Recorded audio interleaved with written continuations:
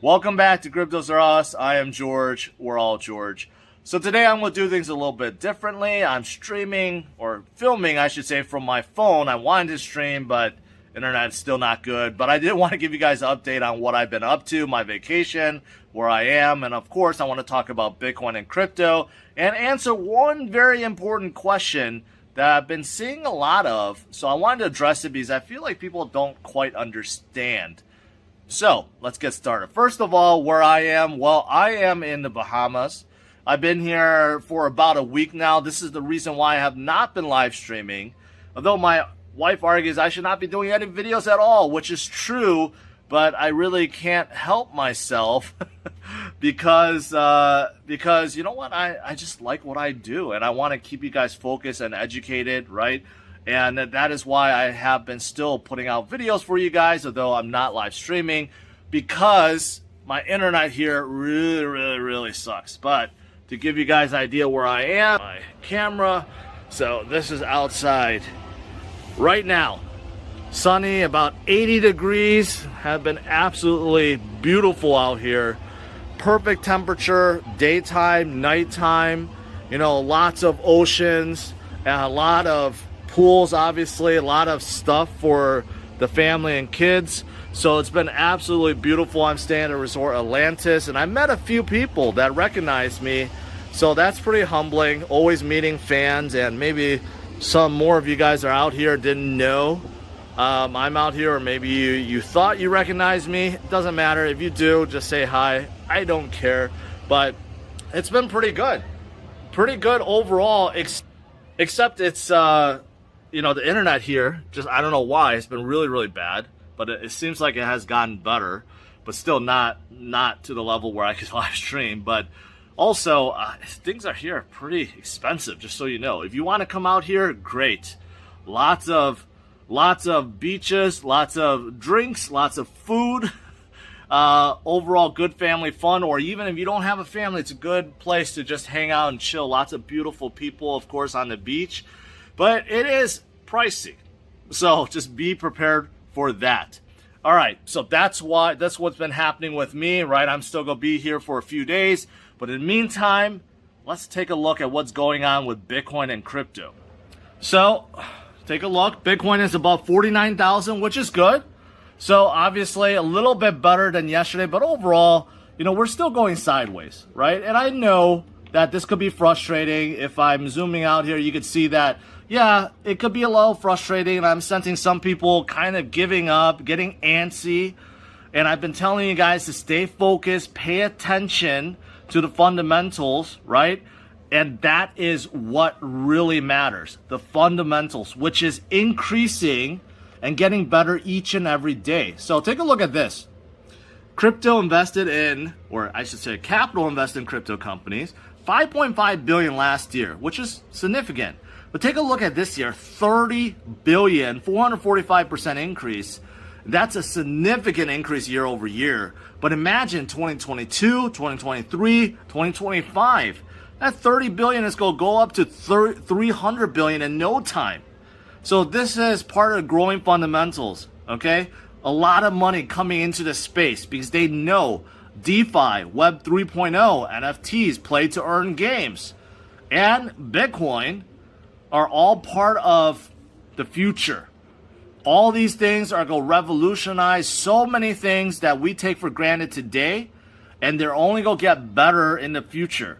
So this is part of the growing fundamentals. I've been showing you guys a lot of articles about banks and payment systems and tech companies. They're all looking to get involved. This is real, people. This is not fake. And this number is only going to increase. And take a look at this. Miners for Bitcoin generate about 15 million in revenue in 2021, 200% increase. This is part of growing fundamentals. And this is only going to improve and increase over time because the miners realized, well, there's just not that many Bitcoins left. 90% of Bitcoin has been mined already. So it's only 10%, and everyone's fighting for the same thing. So not only are they not selling, they're buying Bitcoin to put in their balance sheet, and they're borrowing against their Bitcoin so that they could take loans and buy more machines. So this is part of growing fundamentals as well. There's just a lot of things going on. The growing fundamentals keeps getting better. But if you really care about short term, well, take a look at this. Parabolic Matt contributed a brand new article on cryptosaurus.com, right? And take a look at this. Well, this is comparing what's going on with Bitcoin right now versus when it fell down to 40,000 a few months ago. Back in September, October, Bitcoin fell down to 40,000. A lot of people became discouraged then, right? And take a look at what happened afterwards. And right now, Momentum RSI is showing a breakout, and the price is indicating a breakout is around the corner as well, right? So short term, there's a lot of metrics, a lot of TA that does indicate that Bitcoin is ready to flip. But what I'm really concentrating on is long term, the fundamentals, and they keep getting better. Lastly, let me address this one important question. I see a lot of people post similar questions, so I'm just going to paraphrase. But people have been asking me, George, why do you focus so much on some of these big caps, these L1s? I see you talk a lot about them, but aren't you encouraging people to FOMO in that top? Most of the gains already happened. So why aren't you suggesting smaller, newer, brand new projects, right? So let me address that real quick. First of all, I talk about the projects I really believe in because I focus on the fundamentals, and especially when it comes to these L1s, the fundamentals is basically the ecosystem, the growing ecosystem, the TVL, right? The total value locked, and the number of dApps that's coming on board and VC money coming in, the funds that they are releasing to draw in new dApps. And that is what I'm paying attention to. Let me show you CMC. So you can see, obviously, Bitcoin on top of Ethereum, even though it's at 4,000 and it grew 442%, that does not mean that I think that 4,000 is the top for Ethereum. I think Ethereum is going to continue forward and innovate and bring in more money into the space and continue to evolve, right, with the ecosystem. So many innovations that we have seen, they all have come from Ethereum. So do I think this is top for Ethereum? No.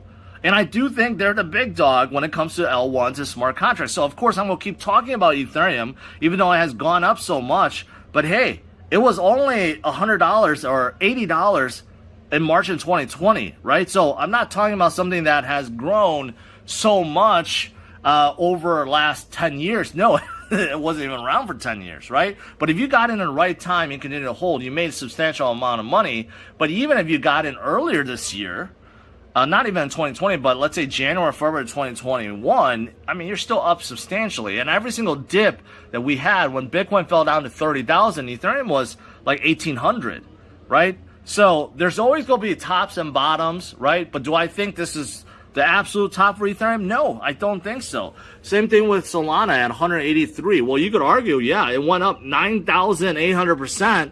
Right? So all the gains were behind it, but I don't believe that. Solana is one of the promising L1s with a very growing ecosystem.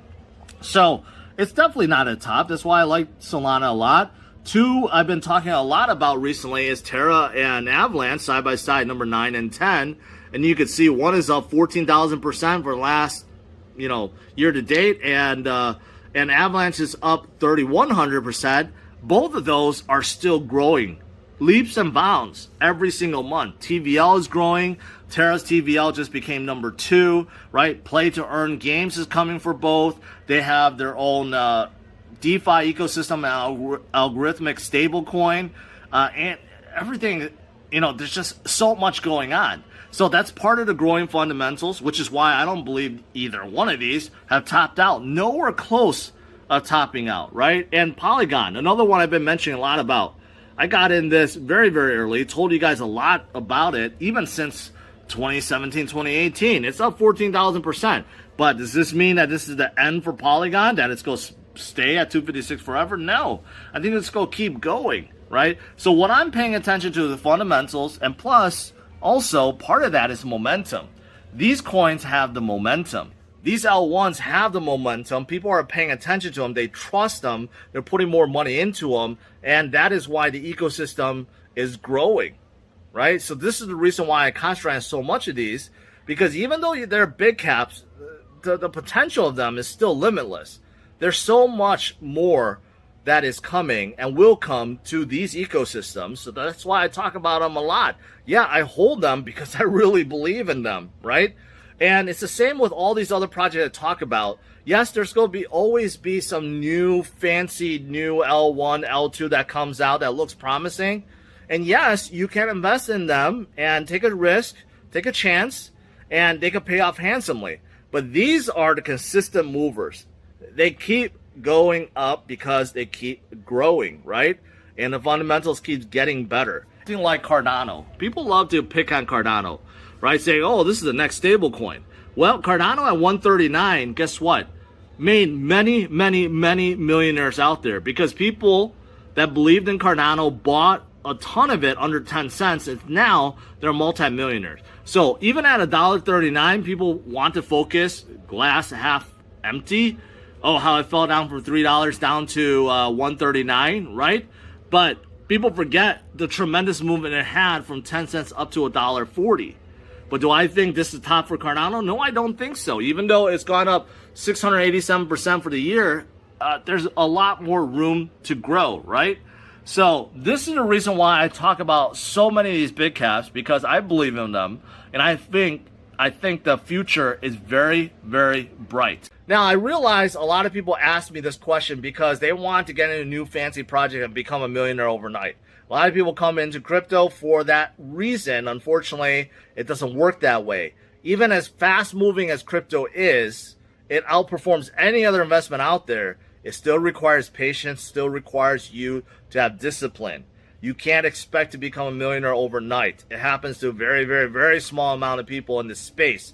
Most people that made life-changing wealth, became multimillionaires, they've done so by picking the winners and sticking with them over long haul. That's really the name of the game. That's what I tell you guys to focus on, to have patience, to have discipline, to have conviction, to hold through some of these times that may be challenging. But if you do so, that's your path to wealth. All right, that's pretty much it. Smash it a like, guys. Subscribe to the channel and stay tuned for my future videos. Okay? Take care. Bye-bye.